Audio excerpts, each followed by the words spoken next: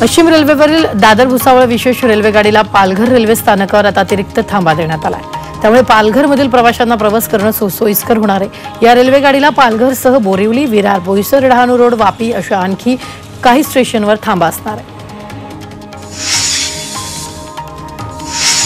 Metro प्रकल्पाची कार्यक्षमता वाढणार आहे।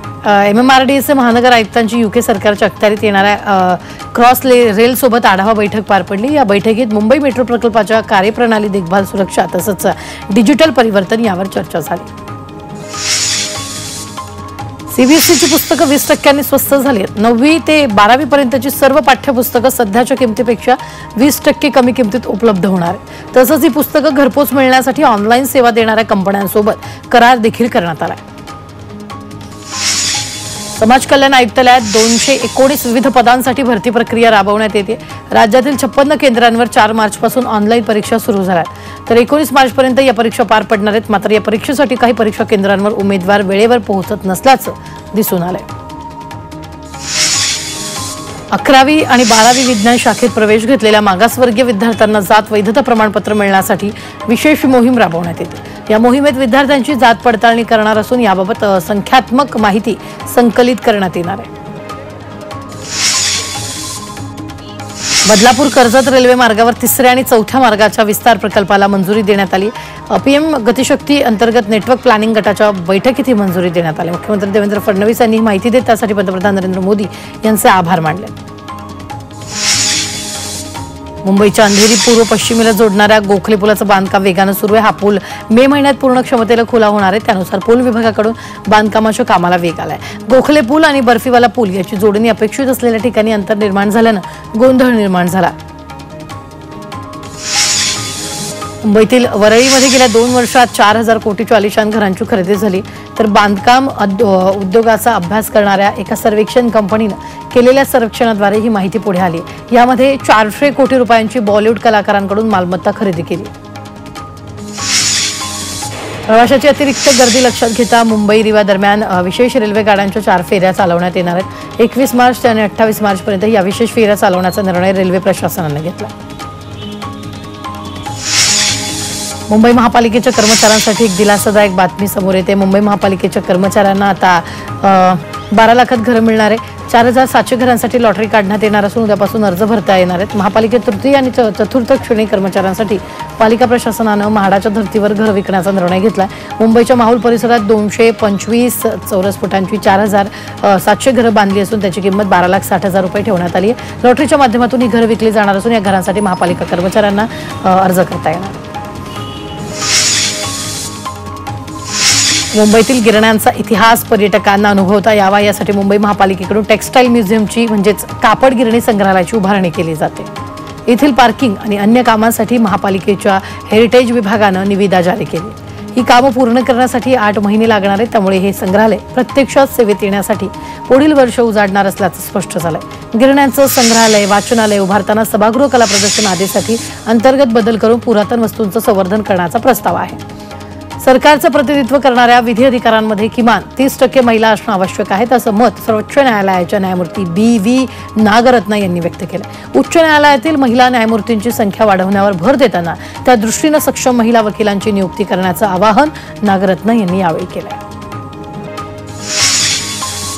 मुंबई पोलिसांनी 10 वर्षात जप्त केलेली तब्बल 2000पेक्षा अधिक शस्त्र अलीकडेच नष्ट केलीत। लाखोंची शस्त्र 30 रुपये किलोनं भंगारात विकण्यात आली। पिस्तूल, रिव्हॉल्व्हर, रायफल यांच्यापासून लाकूड, प्लास्टिक वेगळे करून उरलेले पोलाद आणि लोखंडाच्या सुमारे 1900 किलो भंगारातून पोलिसांना अवघे 58,000 रुपये मिळाले। राज्य सरकारनं फास्टॅग संदर्भात मोठा निर्णय घेतला आहे। 1 एप्रिलपासून प्रत्येक टोल नाक्यावर फास्टॅग लावणं अनिवार्य असणार आहे। महाराष्ट्र राज्य रस्ते विकास महामंडळानं हा निर्णय घेतलाय। त्यामुळे आता तुमच्या कारला फास्टॅग लावणं बंधनकारक असणार आहे। जर तुम्ही रोख कार्ड किंवा UPI द्वारे टोल भरला तर तुम्हाला टोलचे पैसे डबल भरावे लागणार आहेत, असा निर्णय घेण्यात आलाय। आयुष्यमान भारत योजनेची वयोमर्यादा 70 वर्षाऐवजी 60 वर्ष होणार आहे। तर योजनेतील आर्थिक मदतीची रक्कम 5 लाखांऐवजी 10 लाख करण्याची शिफारस आरोग्य आणि कुटुंब कल्याण विषयक विशेष समितीने केली। विधान परिषदेसाठी भाजपने उमेदवार जाहीर केलेत। उमेदवारांच्या यादीत संदीप जोशी, संजय केनेकरांना उमेदवारी देण्यात आली। तसंच दादाराव केचे यांनाही भाजपकडून संधी देण्यात आली। उपमुख्यमंत्री एकनाथ शिंदेंना संत तुकाराम महाराज पुरस्कारानं गौरवण्यात आले। देहू संस्थान आणि अखंड वारकरी संप्रदायाच्या वतीने शिंदेंना हा पुरस्कार प्रदान करण्यात आला। संत तुकाराम महाराजांची पगडी, तुकाराम गाथा, वीणा, टाळ्या, चिपळ्या, तुकाराम महाराजांची प्रतिमा आणि सन्मान चिन्ह देऊन त्यांना सन्मानित करण्यात आले। भिवंडीत छत्रपती शिवाजी महाराजांच्या मंदिराच्या लोकार्पणाचा प्राणप्रतिष्ठापनेचा सोहळा सकाळी होणार आहे। या निमित्तानं महाराष्ट्र राज्याचे मुख्यमंत्री देवेंद्र फडणवीस यांच्या हस्ते उपमुख्यमंत्री एकनाथ शिंदे, अजितदादा पवार यांच्या उपस्थितीत होणार आहे। सुरक्षा व्यवस्थेची जय्यत तयारी पोलीस प्रशासन, शासकीय यंत्रणेकडून करण्यात आलेली आहे। त्यामुळे मंदिर परिसराला छावणीचं स्वरूप आलं। जागोजागी पोलीस यंत्रणा सज्ज झाली आहे।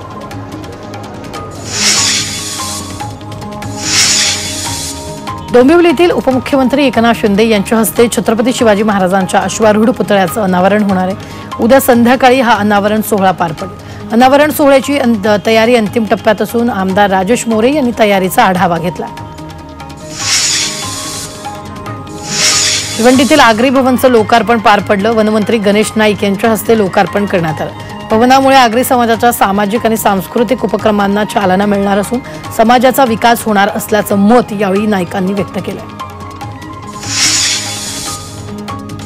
मुंबईचा खाद्य संस्कृतीचा इतिहास जपण्यासाठी प्रतिष्ठित इराणी कॅफे आणि बेकऱ्यांना वारसा दर्जा देण्याची मागणी भाजपाचे माजी नगरसेवक मकरंद नार्वेकर यांनी मुंबई वारसा संवर्धन समितीच्या अध्यक्षांकडे केली आहे।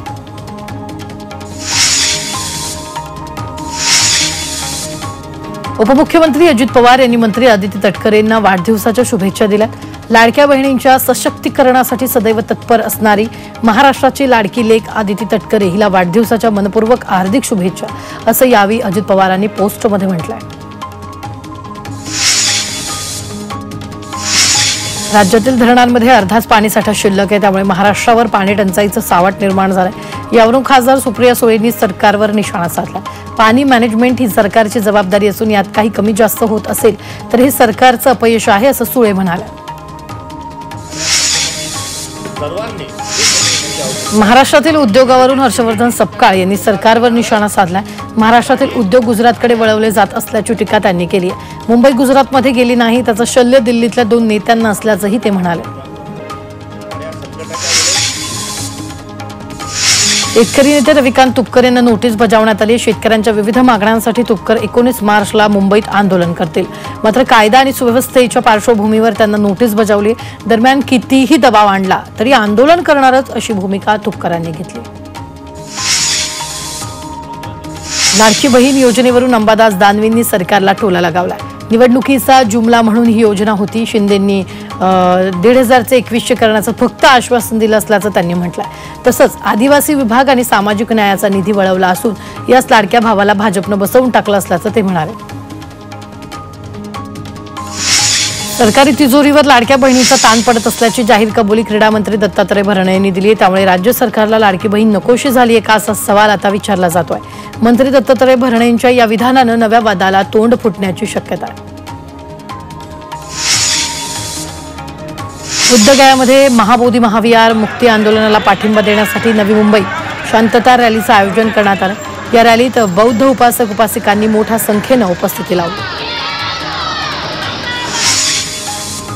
बँक कर्मचारी 24 आणि 25 मार्चला देशव्यापी संप करणार आहेत। सर्व श्रेणींमध्ये त्वरित नोकर भरती आणि 5 दिवसांचा कामकाजाचा आठवडा यासह विविध मागण्या कर्मचाऱ्यांच्या आहेत। मात्र IBA सोबत झालेल्या बैठकीत मागण्यांवर तोडगा न निघाल्यानं बँक कर्मचारी संपावर ठाम आहेत। कल्याण जवळील शहाड गावात पाणी टंचाईची समस्या निर्माण झाली आहे। मध्यरात्री पाणी येत असल्यानं महिलांचे हाल होत आहेत। तर हे पाणी तासाभरच येत असल्यानं पाणी अपुरं पडतंय। त्यामुळे पाणी समस्या सोडवल्या नाही तर महिलांनी आंदोलनाचा इशारा दिला। डोंबिवलीत अनेक रस्त्यांवर काँक्रीटची कामं सुरू आहेत। मागील वर्षभरापासून काँक्रीट करण्याची कामं सुरू आहेत। दरम्यान पावसाळ्यापूर्वी ही सर्व कामं पूर्ण होतील असं आश्वासन KDMCनं दिलं। IRCTCच्या वेबसाईटवर रेल्वेचं आरक्षण सुरू होताच 3 मिनिटातच फुल झालंय। त्यामुळे सुट्टीनिमित्त गावी जायचं कसं असा प्रश्न सर्वसामान्य प्रवाशांना पडला। दरम्यान एजंटकडून जास्तीचे पैसे देऊन तिकीट काढल्यास लगेच कन्फर्म तिकीट कसं मिळतं असा प्रश्न नागरिक विचारतात। पश्चिम रेल्वेच्या अनेक रेल्वे स्टेशनवरची कामं संथ गतीने सुरू आहेत।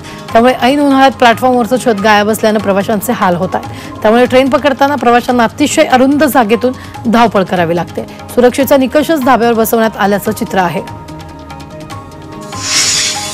दक्षिण मुंबईतील प्रभादेवी पुलाचं पाडकाम मुंबई MMRDA करणार आहे। MMRDA या पुलाच्या जागी नवीन दुमजली पूल उभारणार आहे। फेब्रुवारीमध्ये हा पूल वाहतुकीसाठी बंद करून त्याचं पाडकाम करण्यात येणार होतं, मात्र अद्यापही हा पूल वाहतुकीसाठी बंद करून पाडकाम करण्यास वाहतूक पोलिसांकडून परवानगी मिळालेली नाहीये। त्यामुळे पुलाच्या पाडकामाला विलंब होतोय। वाहतूक पोलिसांकडून परवानगी केव्हा मिळणार याकडे आता MMRDAचं लक्ष लागलंय। मुंबई महापालिकेनं नेमलेले क्लीनअप मार्शल पैसे उकळत असल्याच्या तक्रारी वाढत आहेत। त्यामुळे आता मुंबईतून क्लीनअप मार्शल हद्दपार केले जाणार आहेत। क्लीनअप मार्शल नेमलेल्या कंत्राटदाराची मुदत मे महिन्यात संपणार असून हे कॉन्ट्रॅक्ट रद्द करू नवा पर्याय शोधला जाणार आहे। नवी मुंबईच्या कोपरखैरणे स्टेशनचं नाव लोकलमधील अनेक डिजिटल फलकांवर चुकीची प्रसिद्धी केली जाते। चुकीच्या नावामुळे नव्यानं या मार्गावर प्रवास करणाऱ्या प्रवाशांमध्ये संभ्रम निर्माण होतो। याकडे रेल्वे प्रशासनाचं दुर्लक्ष झाल्याचा आरोप प्रवाशांनी केला। बदलापुरातील उल्हास नदीत नाल्याचं पाणी मिसळत असल्याचं दिसून आलंय। या पाण्यावर कोणतीही प्रक्रिया केली जात नाहीये, त्यामुळे कोट्यवधी नागरिकांच्या आरोग्याचा प्रश्न निर्माण झालाय। बदलापुरातील उल्हास नदीत पर्यटकांचा मुक्त विहार सुरू असल्याचं दिसून येतंय। उल्हास नदीच्या बॅरेज बंधाऱ्यावर पर्यटक जीवघेणे स्टंट करतायत। उल्हास नदीत आजपर्यंत अनेक पर्यटकांचा बुडून मृत्यू झालाय, तरीही प्रशासन याकडे दुर्लक्ष करत असल्याचं दिसून येतंय। आधुनिक जीवनशैलीचा आरोग्यावर दुष्परिणाम होत असल्याचं दिसून येते। तरुणांमध्ये उच्च रक्तदाब, मधुमेह, लठ्ठपणा आणि हृदयविकार, फुफ्फुसांविकारांचे आजार वाढले। कडक उन्हामुळे गेल्या काही दिवसांपासून मुंबईकरांना मायग्रेनचा त्रास होतोय, तर अनेकांच्या आरोग्याच्या समस्या वाढल्यात। सुरुवातीला सामान्य वाटणारी ही डोकेदुखी कालांतरानं गंभीर होते, तर वेळीच उपचार न घेतल्यास त्याचे दुर्गामी परिणाम होण्याची शक्यता तज्ज्ञ व्यक्त करतात। न्यू इंडिया कोऑपरेटिव्ह बँक घोटाळा प्रकरणी मुंबई पोलिसांच्या आर्थिक शाखेनं बडोदा इथून कपिल देढिया या व्यक्तीला ताब्यात घेतलंय। त्याला न्यायालयानं 19 मार्चपर्यंत पोलीस कोठडी सुनावली आहे। कोलंबिया विद्यापीठात शिकणाऱ्या रजनी श्रीनिवास या भारतीय विद्यार्थ्यांचा व्हिसा रद्द करण्यात आलाय। भारतात ती परतली। रजनी पॅलेस्टाईनच्या समर्थनार्थ कोलंबिया विद्यापीठात झालेल्या निदर्शनांमध्ये सहभागी झाली होती। तिच्यावर हमासला समर्थन देण्याच्या कृत्यांमध्ये सहभागी झाल्याचा आरोप ठेवण्यात आलाय। अमेरिकन परराष्ट्र मंत्रालयानं 5 मार्चला तिचा व्हिसा रद्द केला। नवी मुंबईत अंमली पदार्थ आणि देशी विदेशी दारूची विक्री करणाऱ्या आरोपीला अटक करण्यात आलेली आहे। नशामुक्त नवी मुंबई या अभियानांतर्गत नवी मुंबई गुन्हे शाखेने ही कारवाई केली। या कारवाईत आरोपीकडून 38,80,000चा मुद्देमाल जप्त करण्यात आला। मुंबई विमानतळावर 3,67,00,000चं सोनं जप्त करण्यात आले। सोनं तस्करी प्रकरणी 4घांना अटक केली असून यात विमानतळावरच्या 3 कर्मचाऱ्यांचा समावेश आहे। सीमा शुल्क विभागानं ही कारवाई केली। गावदेवी परिसरातील टोरेसच्या सील केलेल्या शोरूममध्ये चोरीचा प्रयत्न झाल्याचा प्रकार घडलाय। टोरेस प्रकरणात तपास करणाऱ्या आर्थिक गुन्हे शाखेनं गावदेवीमधील संबंधित शोरूम 7 मार्च 2025ला सील केला होता। चोरीचा प्रयत्न केल्याप्रकरणी गावदेवी पोलिसांनी अज्ञात आरोपीविरोधात गुन्हा दाखल केला। या शोरूमच्या शेजारचे दुकानही अनोळखी चोरट्यानं फोडलंय।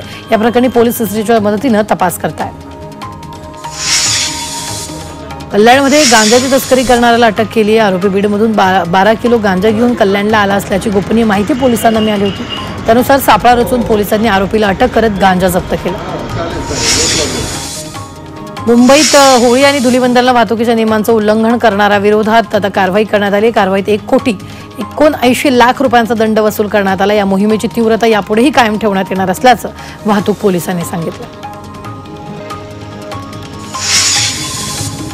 धुलीवंदनाच्या दिवशी ठाणेकरांकडून वाहतुकीच्या नियमांची पायमल्ली करण्यात आली आहे। वाहतूक पोलिसांनी 656 ठाणेकरांवर कारवाई केली आहे। यात ड्रिंक अँड ड्राईव्ह, हेल्मेट नसलेले, ट्रिपल सीट असलेले या नियमांचा भंग करणाऱ्यांवर कारवाई झाली आहे। थकीत वीज बिल न भरल्यानं 24,000 ग्राहकांचा वीज पुरवठा खंडित करण्यात आला। गेल्या 2 महिन्यांमध्ये ही कारवाई करण्यात आली। तसंच बिल भरण्यासाठी मार्च अखेरपर्यंत रविवार आणि इतर सुट्टीच्या दिवशी वीज बिल भरणा केंद्र सुरू ठेवण्यात येणार आहे। कल्याणमध्ये विना हेल्मेट फिरणाऱ्या बाईकस्वारांवर कारवाईचा धडाका सुरू। एका दिवसात हेल्मेट न घालता बाईक चालवणाऱ्या 413 चालकांवर कारवाई झाली आहे। वागळे स्टेट भिवंडी ठाण्यामध्ये सर्वाधिक कारवाई झालेली आहे।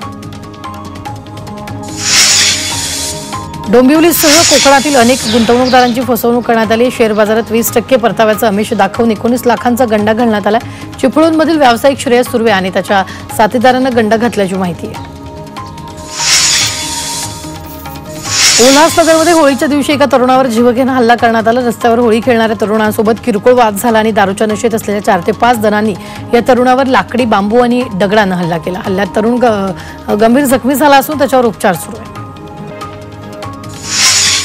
भिवंडीत एकनाथ मंदिरात हरिनाम सप्ताहाचं आयोजन करण्यात आलं। एकनाथ षष्ठी निमित्तानं मंदिरात कीर्तन तसंच प्रवचनाचं आयोजन केलं।